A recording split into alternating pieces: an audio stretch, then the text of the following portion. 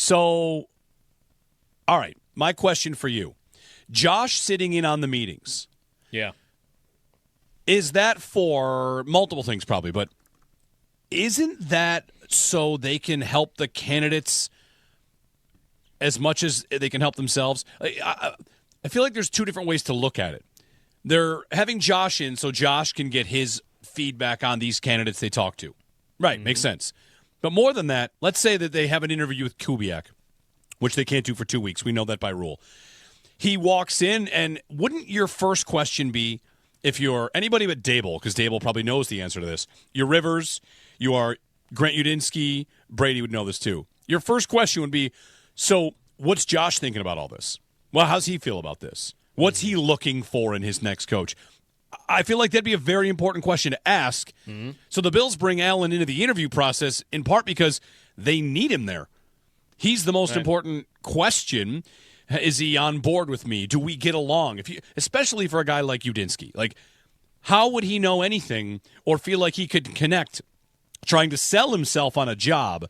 I've got Terry Pagula and some GMs and assistant GMs that maybe I don't know very well. And I'm going to convince them that their quarterback is going to like me and I'm going to make him. What I really want to do in that room of 7 people is connect with one guy, and that's the quarterback. Make him remember me. Make him fall in love with this idea so that when I leave the room, the guy they brought in is talking to them about, well, that you didn't. I mean, listen, guys, he made an impression on me. Yeah, that makes sense to me. That's why I thought any blowback, they're like, well, he's a player, why is he in the meetings, was very weird to me because it's not like he's making the decision on his own. And if anyone believes that, I don't know. Like, the fact that he's just going in and whoever Josh says, that's who goes. I mean, he'll have influence, but is his influence not at least as strong as Brian Gaines, who's in that room as an assistant general manager? Because really, right, like, I think there are 3 relationships that really matter the most for whoever that coach would be. It's the owner, it's Terry, it's GM, it's Brandon Beane, and it's Josh. Like, those are the 3 guys whose relationships matter the most to you. So why wouldn't you have all 3 of them in the room when, again, Allen's say is probably not going to be more than the other 2. I think the relationship matters as much or more. But yeah, like how much connecting is there? What does Josh want from their offense next? And it also would be him learning, I think, like, okay, what type of offense does this guy like to run? How does he envision it going forward? And then you take that back and talk about it after the fact. Like, I don't see any downside to him being there at all. So it would make sense to me that he would, and it's almost weird to me that quarterbacks aren't involved in these coach search more often. I mean, you probably got to be a franchise-level quarterback to really be deserving of being in that meeting. Like, are the Browns bringing Shedeur Sanders into the meeting on a head coach? Probably not. Right. But if you've got a guy and he's under contract and you're giving him $200 million, like, yes, he should absolutely be in that room, and I think it's important that he would be in that room.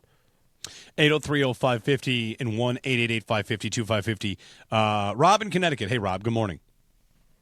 Good morning, Jeremy. Good morning, Joe, Owen, and Joe. You know, I was just thinking when you guys are talking about the whole Josh Allen sitting in, and something came across my mind. I don't think that Josh would be asking whoever's being interviewed direct questions. I feel that Brandon Beane and Pagula have already sat with Josh Allen, and they asked Josh, what questions would you want us to ask the person that's being interviewed?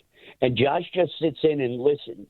He might ask a couple of things personal, but I think he would actually run it through Brandon Beane and Pagula first. I think it's a great idea that Josh Allen sits in there.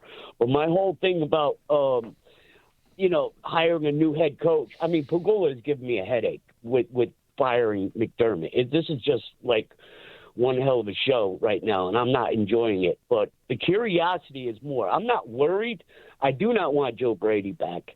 I'm just curious to see the next head coach, if he's able to really, really put a bug in Brandon Beane's ear and say, listen, it doesn't take a rocket scientist to figure out that we need the wide receivers, we need the D ends, and listen, in 3 months, we have the draft coming up. And I think they need to dig deep and take a good look at the wide receivers that are coming out of this class and the D ends. And also we have the the off season. I just want this head coach to really, really dig deep with Brandon Beane. I want them to work together. But like I said, with the whole Josh Allen thing, I think he's already asked the questions to Brandon Beane and Pagula. Give them input and have them ask the questions.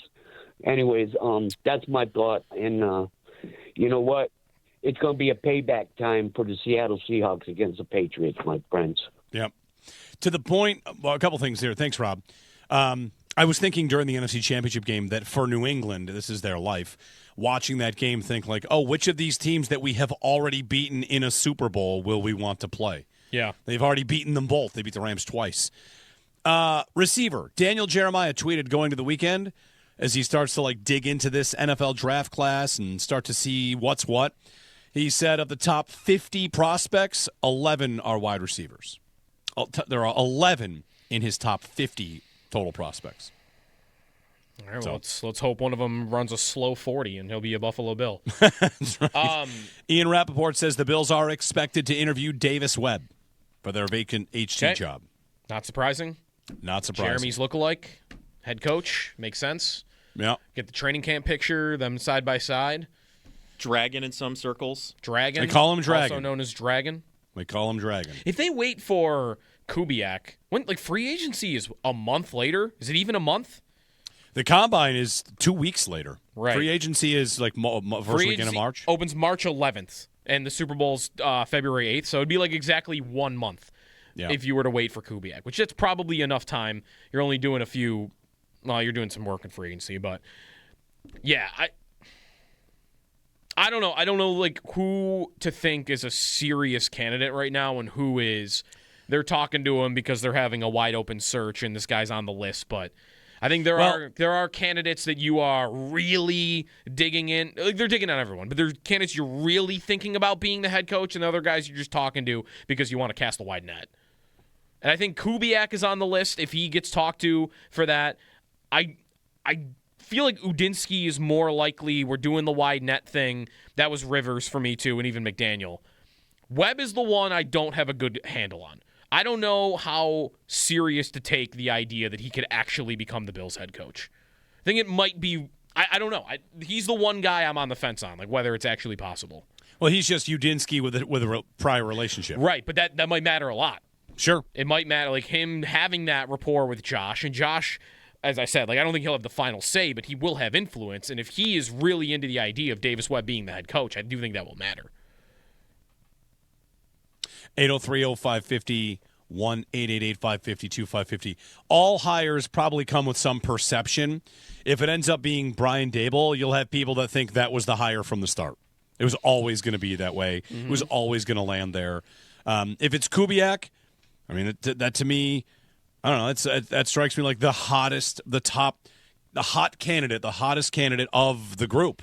Yep. He's thought of as the best offensive candidate to come along that's not already had a coaching job, I think. But I don't know. It was pointed out, awful announcing. There's an article about how, remember all that stuff about Brady, conflict of interest as an owner and a TV guy? Yep. Here he is watching Kubiak call plays, praise him for calls, and tomorrow we'll interview him for a head coaching job. That's kind of what people are pointing out. You have to wonder if he's talking him up because he thinks he's going to get him as his head coach in Vegas. So, whatever.